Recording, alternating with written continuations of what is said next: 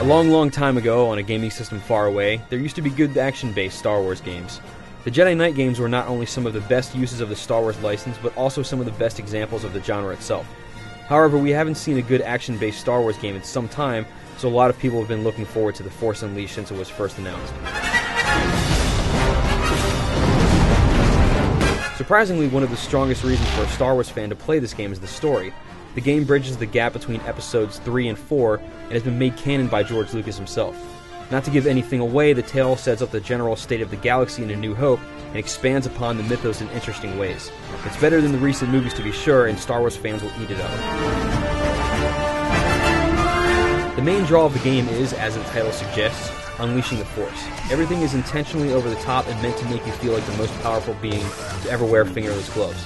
You can literally throw TIE fighters at people, toss soldiers right and left like Star Wars action figures, and electrify objects to make them into these crazy lightning grenades. It's pretty awesome to shove a bunch of Wookiees off a wobbly suspended bridge.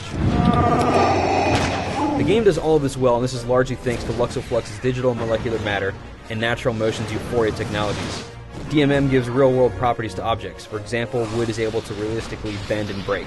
Although this works well, it does not live up to the initial hype because it is not applied to everything in the game. You can splitter down a giant wooden door with ease, but trying the same move on a thin branch will only make it sway slightly. We know DMM can't be used on everything with current limitations of the consoles, but it does break the immersion and interactivity because some of the things you assume will break won't.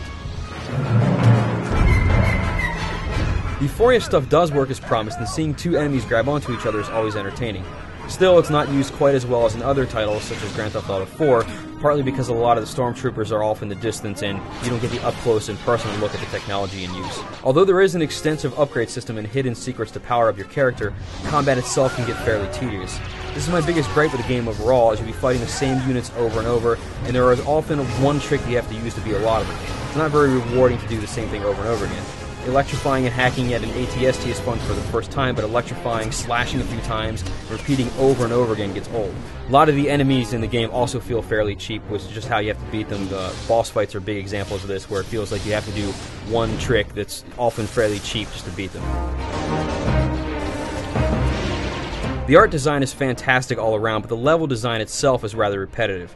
There are few imaginative sections, but the levels are mainly just functional and only serve to get you from place to place. There are some simple puzzles that require force powers to be used, but it usually just degrades to a trial and error approach where you use different powers until you find one that works on giant glowing objects that obviously need to be manipulated. The Force Unleashed is not a bad game, but the story and presentation definitely overshadows the actual gameplay. The use of force powers is great, but the enemies you fight aren't. Good concepts are underused overall, so hopefully future installments will refine them. With that said, Star Wars fans will still find a worthwhile experience buried within all of the tedium, if not just for the story, but the ability to wield the Force like never before. For the full written review, Force Leap your way over to IGN.com.